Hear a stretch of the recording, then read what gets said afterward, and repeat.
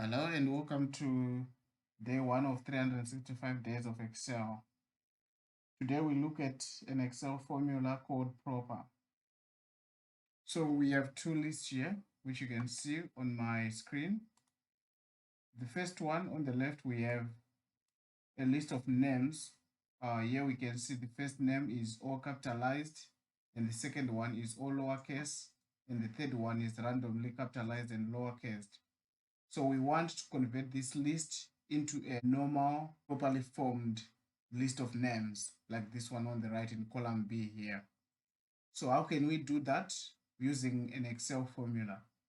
So we use an Excel formula called proper. So we say equals proper, open bracket. Then the only one thing we have to put here, the parameter we have to put is the text. So this is the text we want to convert into proper case. So in this case, I want to convert A2. I say enter. So you can see now this one, which was uppercase, it's now properly formed here. Then I can drag down my formula. So this is how we use proper formula.